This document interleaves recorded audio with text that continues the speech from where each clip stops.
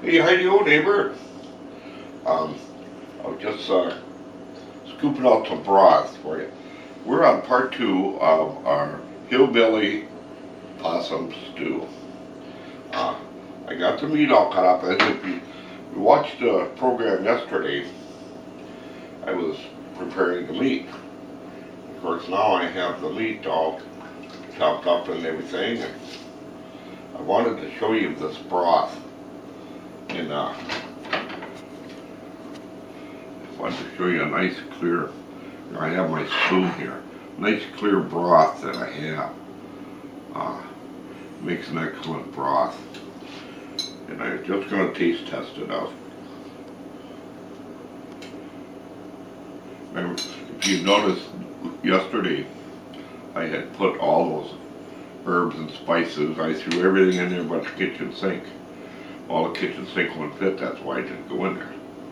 But now I'm going to check out this broth.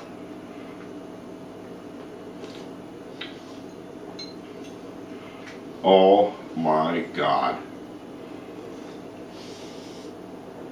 Unbelievable, unbelievable. That is some good stuff. That is, oh my gosh.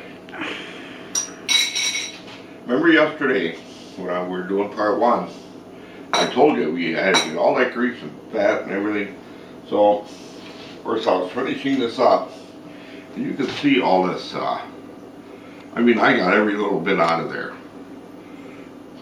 No, I'm not going to taste test this because this is, you just don't want that in there.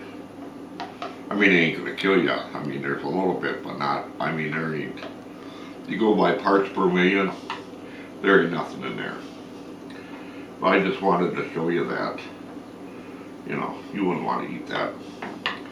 But anyways, like I was saying yesterday, you have to clean, make sure you got all that fat and all that stuff off of your meat. Because I'm going to turn this up now. But anyways, I'm getting ahead of myself. You're going to make a nice broth like that. Let me tell you, you're looking at some very good stuff. Anyways, so all I have in here now is my chopped up meat, my possum, and my broth. So now, it's only going to take a little bit for that to get up to boil again.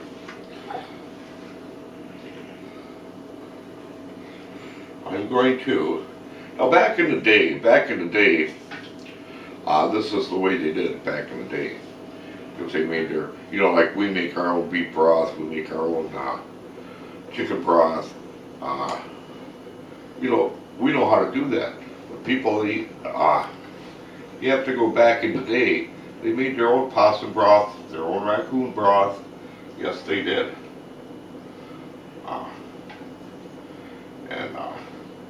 It takes a while. This is quite a job. But back in the day, they didn't do that good of a job. Today, we have all the conveniences at home. That's why we can do this. You know, back then they didn't have this. They didn't have a stove like we got here. But anyways, I got all my carrots chopped up because this is what's going to take the longest to cook, is my carrots. And I just slice them any old which way I feel like it. Actually, I didn't do it, Judy did. And I'm going to add these, because these are going to take the longest, and this is what I'm going to, so. And they're going to cook. I'm going to let these cook, so while they're cooking, I will be chopping up some potatoes. The potatoes do not take long at all, because I'll chop up the potatoes the size of these carrots. All right, now we got our carrots in there. So we're going to let those cook, and I'm going to peel out my potatoes. Then As there, when I get my potatoes cooked, we're already, this is February, we used up all our fresh beans that we froze. You know, we freeze a lot of our beans. So I gotta resort to frozen beans, which is okay because they're just as good. Beans will go in when I have the potatoes, gray beans. You can either put in you put in as much as you want. Don't be afraid to use any vegetables, okay? Because that also makes it taste good. And then of course, last but not least, when our potatoes and carrots are just about done, when they're soft, I use egg noodles. You can use whatever you want. I use these egg noodles.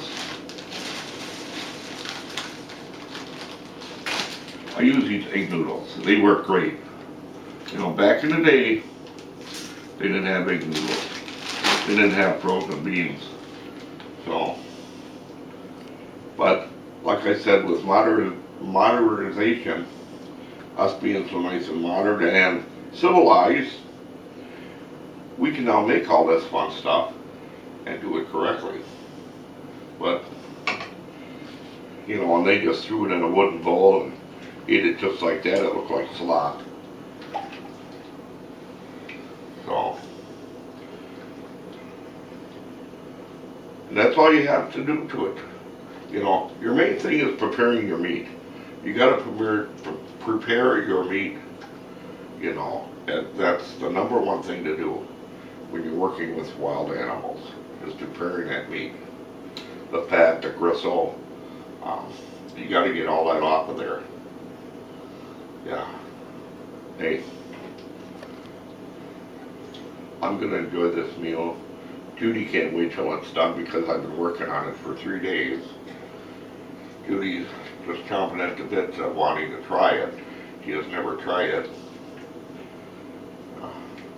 Yeah, this is going to be excellent.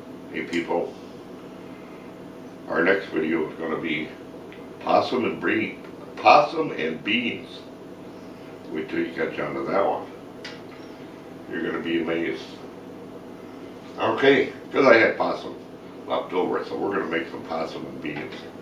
Yeah, why? Well, back in the day, that's all they had was wild animals and beans. Beans and slabs of bacon. Big baked of flour. Hey, without me rattling on, tune into my channel, Dave Stump's Family Farmer. And as you know, this is cooking week, wildlife cooking week. Y'all take care. Bye-bye then.